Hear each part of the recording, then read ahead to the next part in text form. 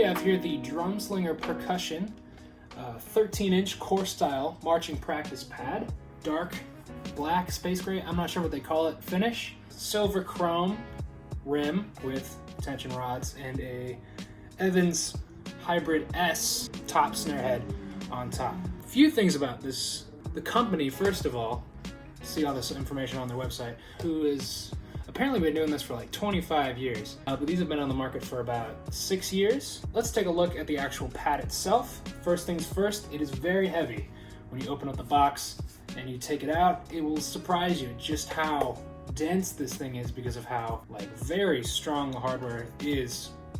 I've had this fall over and fall onto things a good number of times, and there is not a single dent or scratch, it looks like, on the entire surface. Small little logo here. We've got 1, 2, 3, 4, 8 tension rods in there, which connect to these back spirals. Let's talk about the back here for a second because it's pretty intuitive. We have a good amount of these foam pads. That means when you put them on a surface, the pad is still elevated off the whatever the playing surface is. So you can get some good sound still. So let's talk about the Rebound actually. Rebound on this pad is, it lives up to the hype.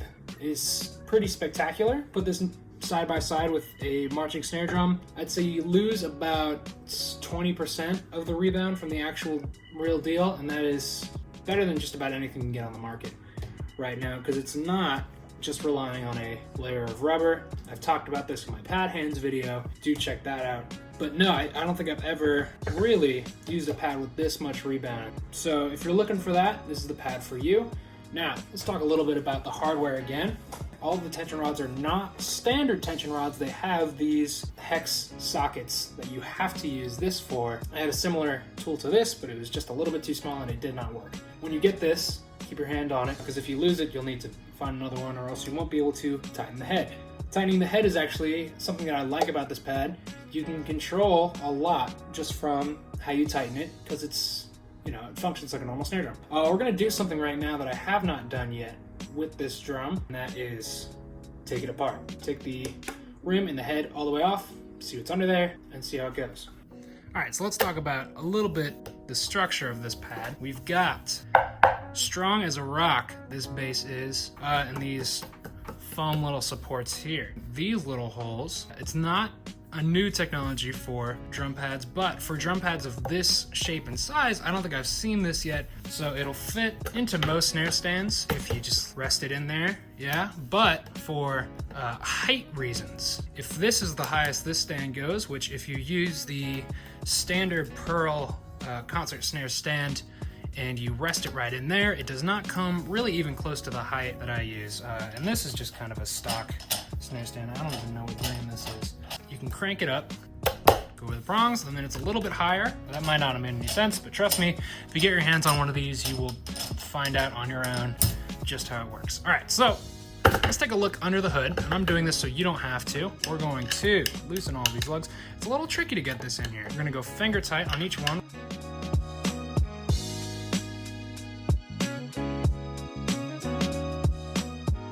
So we've got all of the lugs now finger tight. You can tell the head lost some tension, and just for curiosity's sake, if I hit the drum right now, it does not do much for me, which tells us that the tension actually does matter in this pad, and it's not just a head resting on something. So let's undo these lugs completely.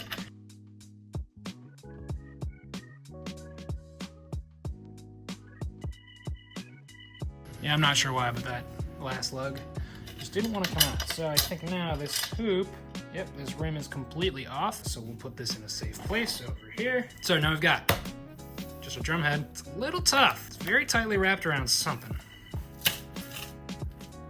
Ooh, you hear that?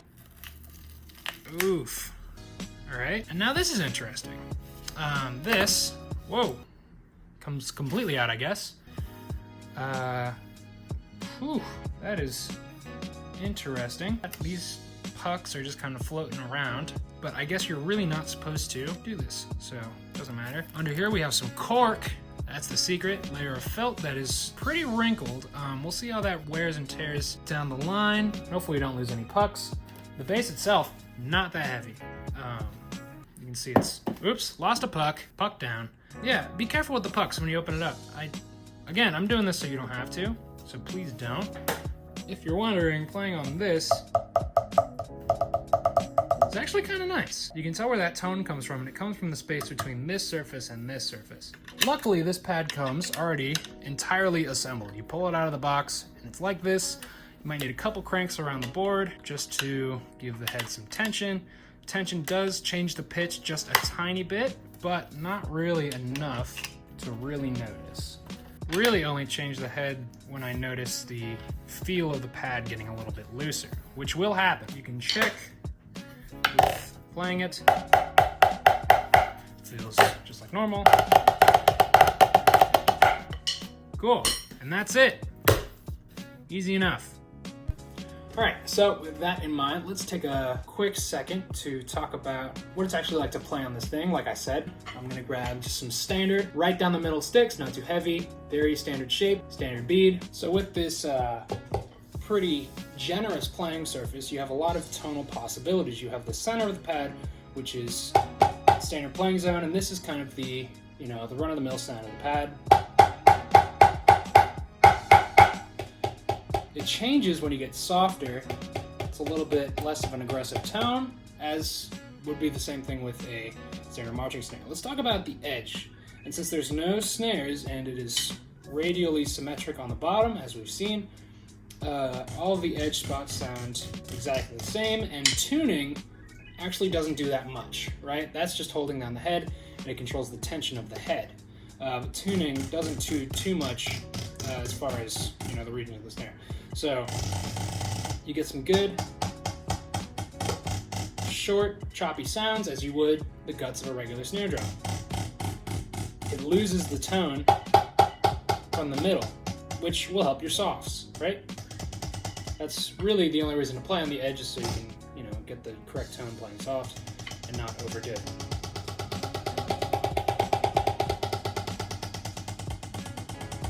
The rim has a good knocking sound. It is louder than the drum itself when you play the same volume. So take that into consideration if you're doing any writing on this. From an actual drum to the rim will be louder and softer versus this being louder and this being softer. Just a little workaround. My favorite thing about this pad, actually, you can really tell the difference between hitting the rim and doing a good rim shot. So here's a couple rim shots. And here's just rim, the same spot on the stick. Rim shot, just the rim. It's got less of a tone. I don't know how well it comes out on camera, but it helps me kind of hear it going across. Cross-sticking, you get still some tone from the head on that cross-stick. Just some minor things. Again, cross-sticking louder than just playing on the drum itself. All right, cool. Final impressions on the pad itself. Well, let's talk about the specs first. So the pad goes for about, I think I got this for $150. It's getting into the range of actual drum price, because the alternative to this would be buying a real snare drum. Obviously, you're not making as much sound. You're making a lot more sound than any other drum pad competitor, but this compared to an actual drum is nothing. Shipping takes challenging Zymox 4 to 5 months to get mine. I ordered it in November, got it in March. 3 to 5 months, we'll say. If you can find them at a show, they sell them right there, but then you can just walk away with it, don't have to wait for it, and you can try it on the spot.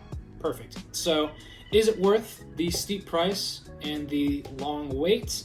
I'd say more than any other drum pad, absolutely. Pretty unrivaled in practice pads. We talked about the feel, the sound, the intricacy of the unit itself. You've got Ram pad, obviously a very similar design, but not quite as complex as far as the inner workings go. Whenever I play with it, I'm constantly surprised at how intuitive some of the aspects of this pad are. Lives up to the hype. Go check them out, go to their website.